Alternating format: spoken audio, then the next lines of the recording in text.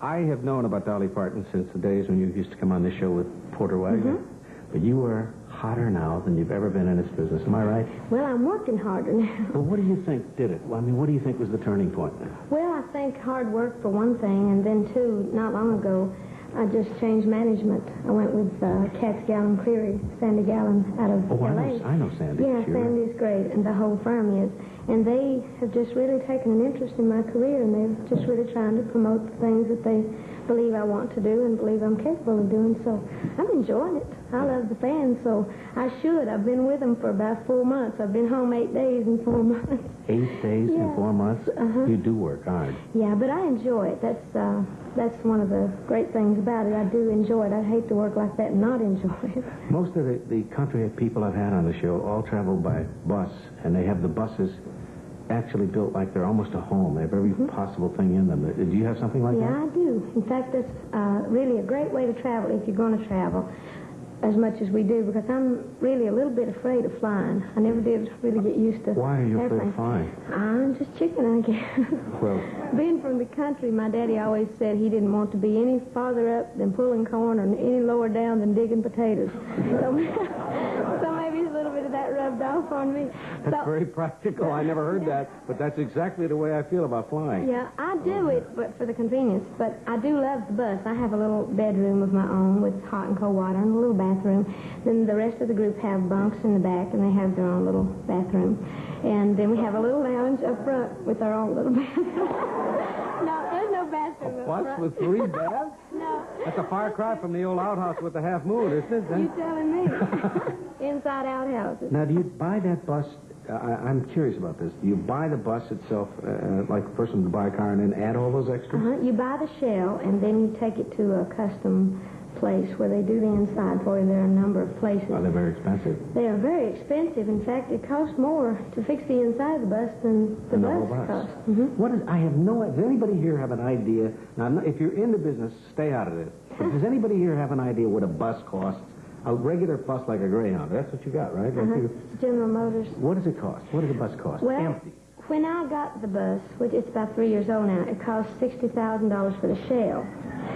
Yeah, but that's not so bad for the shell.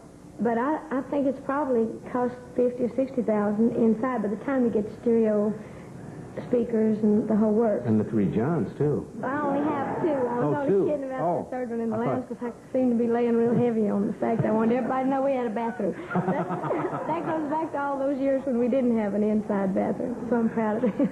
You wanted badly to be a Nashville star, didn't you, when you were a little girl, probably?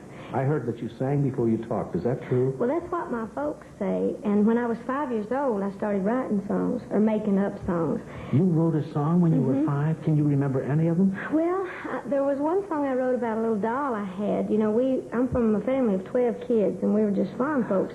12? And where are you in the 12? Well, I have a sister and 2 brothers older, and there's 8 younger. And we didn't have store-bought toys. So Mama and Daddy used to make us... Didn't have television, I'll bet, either. Oh, no. If we'd have had it, it would have been run on There'd only been about 6 of you if there had been television. Yeah. But anyway, the little song that I wrote was about a little cob doll that Mom and Daddy had made. We used to take the cobs and we used to, raise corn, and we used to shell the corn, and Daddy take the corn to the mill.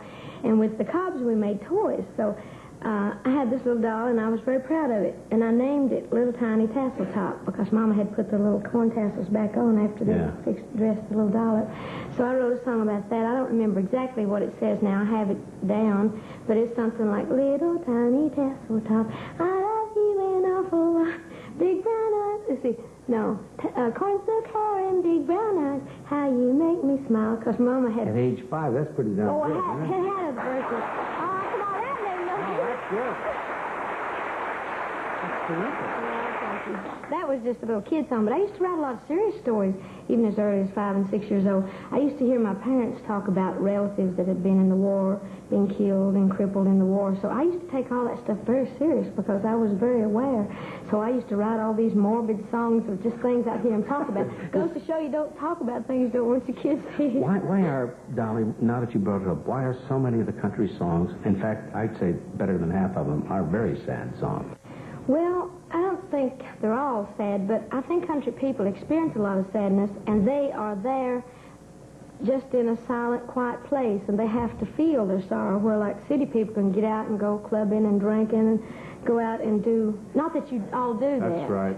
But I'm just saying, You got it. You are Pegged there. right. But you We're all do have hung an over right now, escape. Keith and I.